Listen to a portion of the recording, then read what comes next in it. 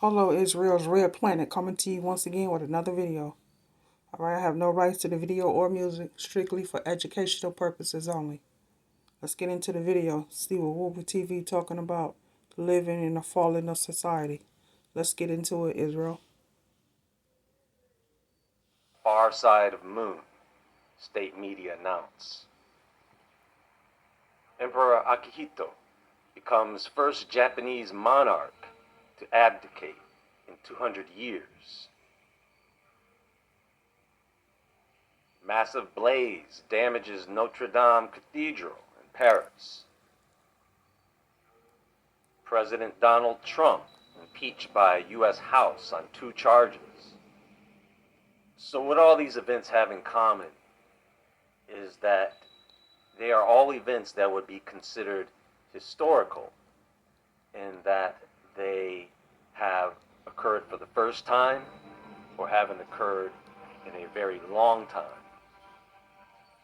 Some of the events in 2019 took us by surprise, while something more sinister was brewing in the background. Something that would change the world as we know it. Now, this is how I believe this works. For more than a few years now, we have been going through a never-ending series of historical events, both natural and man-made. Things will settle down to a point where it is believed that everything is fine. War will no longer be an issue, and they will go on camera in front of the whole world and tell you that they have finally established peace and security. And then that is when it all ends. This system, the corruption of mankind. It's like a group of corrupt individuals standing in a circle. As soon as everyone turns their back in the name of trust, well, that's when the knives come out.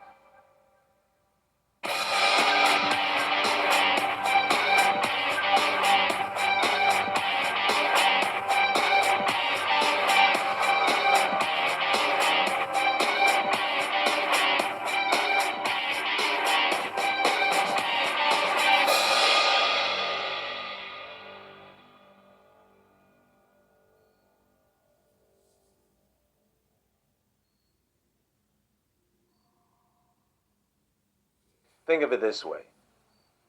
Throughout history, human beings have been committing crimes.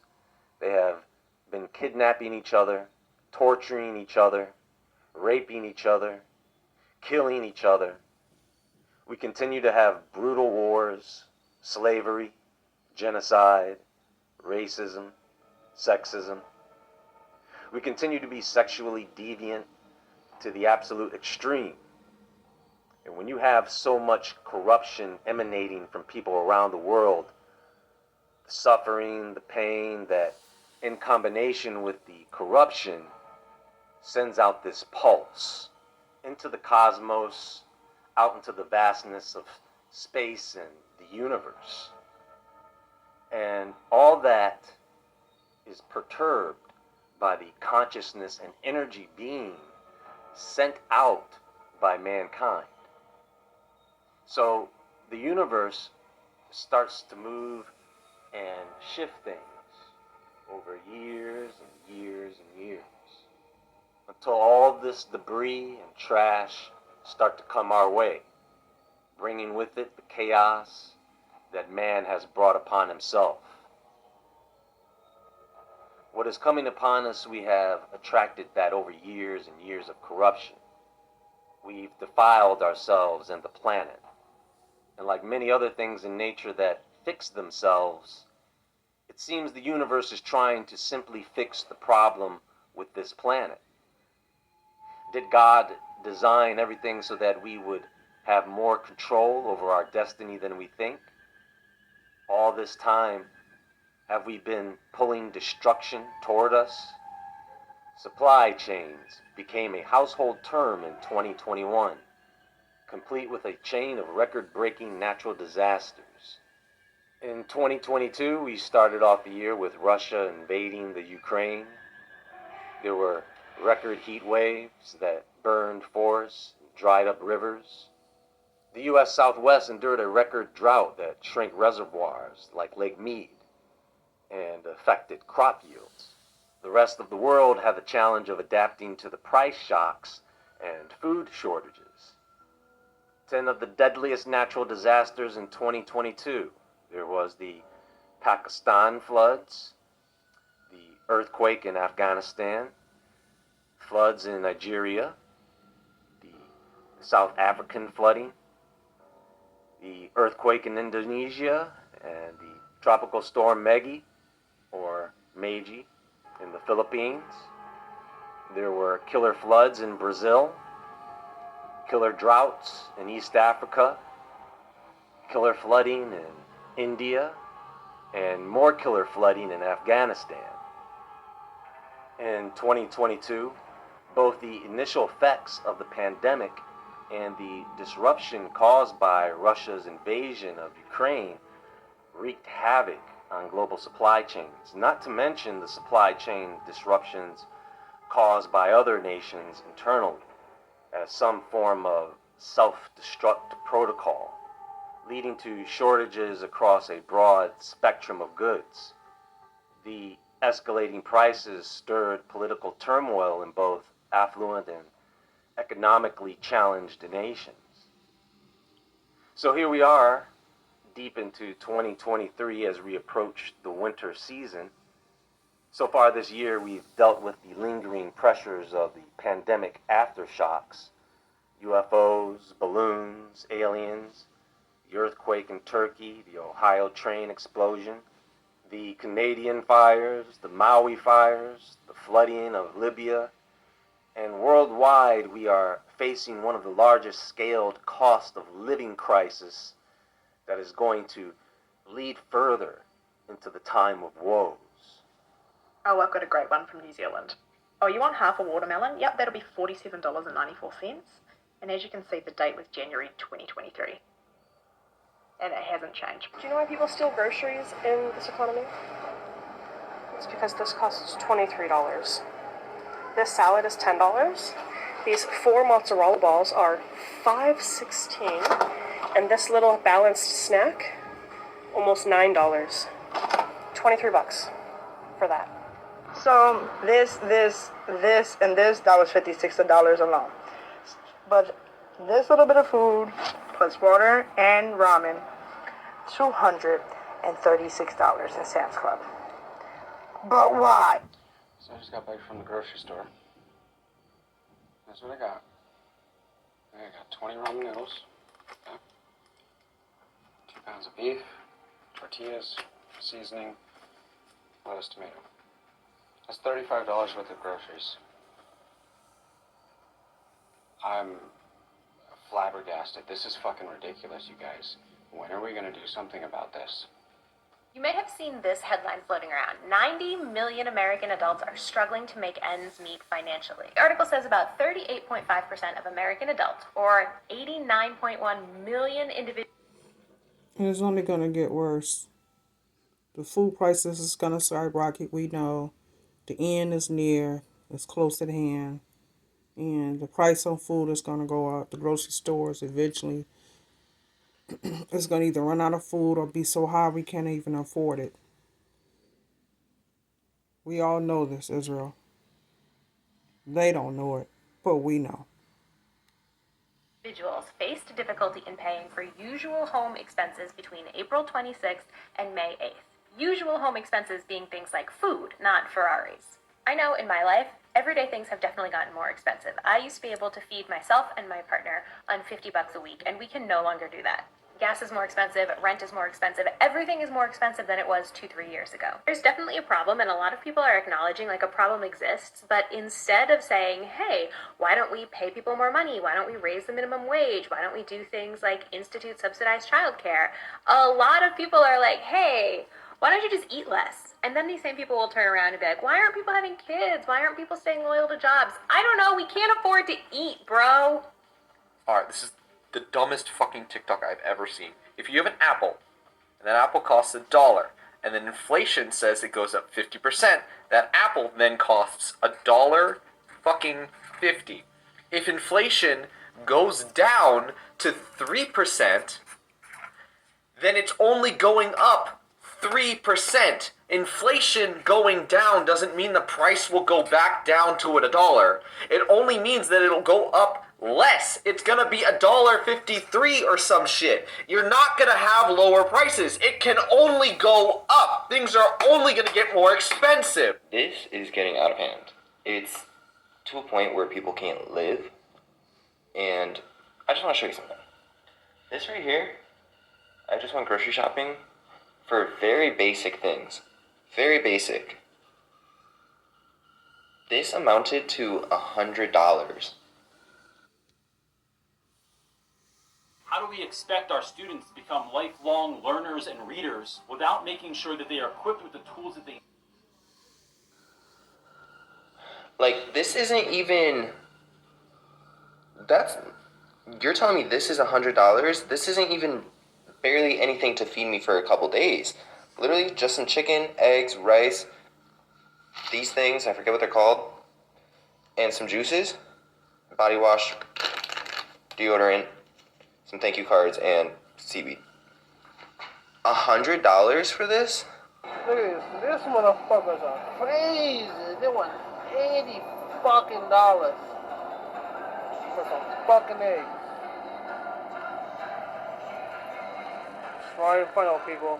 Crazy. Because I want to hurt people. It's not because I want to make you depressed. It's not because I want to make people sad or down on themselves. I'm only doing this because we need to bring awareness to this situation. Because right now, Americans are being gaslit into thinking we're just getting lazier and we're too entitled and we're expecting too much. The Great Depression is widely considered, at least where I went to school, as the worst economic time in American history. I want to show you the numbers on what the average income was during the Great Depression to now. Just for reference, the Great Depression is considered to be in this time period, 1929 to 1941. I looked at every single year and looked at what the worst year was. The worst year was 1930 economically for American households. So 1930, the average net yearly income of Americans, this is for one American, not a family, this is for one person, annually was $4,887. Let's look at how much money that is in today's money. I'm just going to let this sit for a second. 1930, $4,881. I know I forgot it was a 7, whatever. 2023. This is for one person, not a family. One person. $88,000 a year in today's money. That was their depression. If that's a depression, look at what we're doing. In 2019, and this was the average income for one American in the United States. Just in case you wanted to see the exact number, I went ahead and converted that over. I even rounded up to 32,000 and put it in for 2023 from 2019, and it's 38,000 a year for one American. We are in a Great Depression. I mean, I said in another video, we're in the worst economic time in American history. We have the lowest purchasing power we have ever had in American history, and they want to make it seem like I'm lying. This is the numbers. It's absolutely mind-boggling when you have to explain inflation to somebody who's older than you, right? When, because say you're making $40,000 a year today, right? And you go talk to some boomer and they find out you're making $40,000. They'll say something like, "Oh, I was making $40,000 a year back in 1970, and I could buy a house in a second lake house." Well, you want to know what $40,000 in 1970 is the equivalent of today? $100,000. Are you confused? It's because I lied. It's $250,000. Are you confused? It's because I lied again.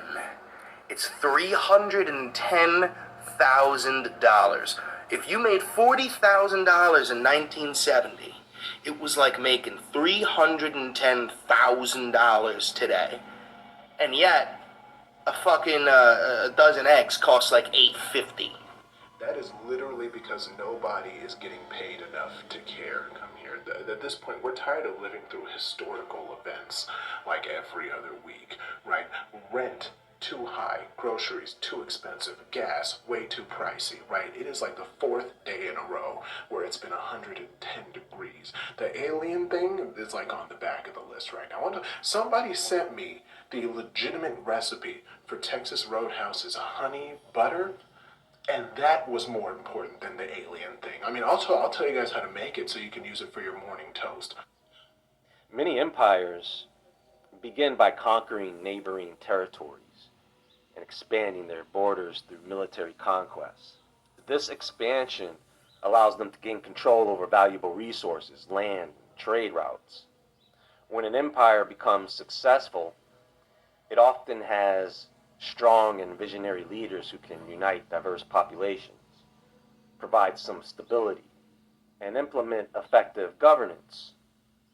They usually experience periods of economic growth and prosperity, and this can result from efficient trade networks, resource exploitation, and the accumulation of wealth through taxation. They often facilitate cultural exchange, allowing for the blending and dissemination of ideas, languages, religions, and technologies across their territories.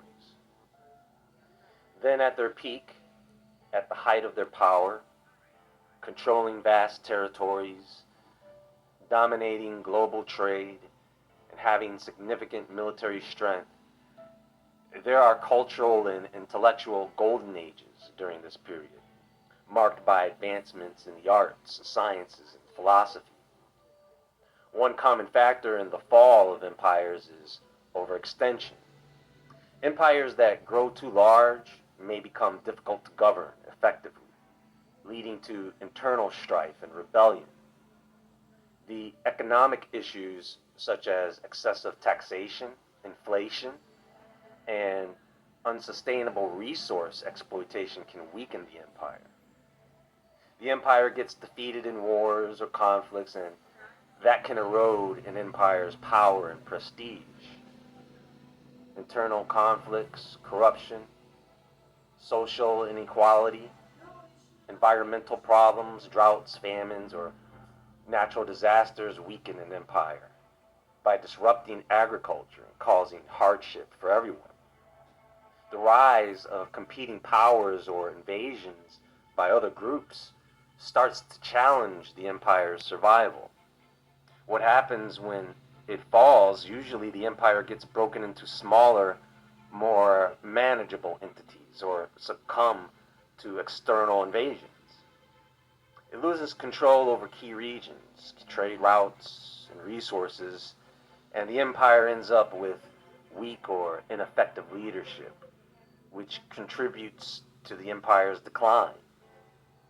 Then you have changes in cultural values, beliefs, and practices. And then soon after, the empire falls into the ocean of depravity and perverse governance.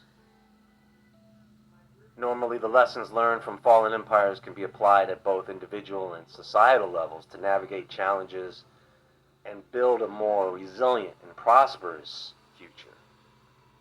But then again, I think we've had our chance, and now God's going to restore the balance. Well, that's all for now. There is more to come. Be sure to visit woodwardentertainment.com and become a level 1 member for exclusive content. Drop by the much Woodward love, TV Israel. Spring store below for new merch.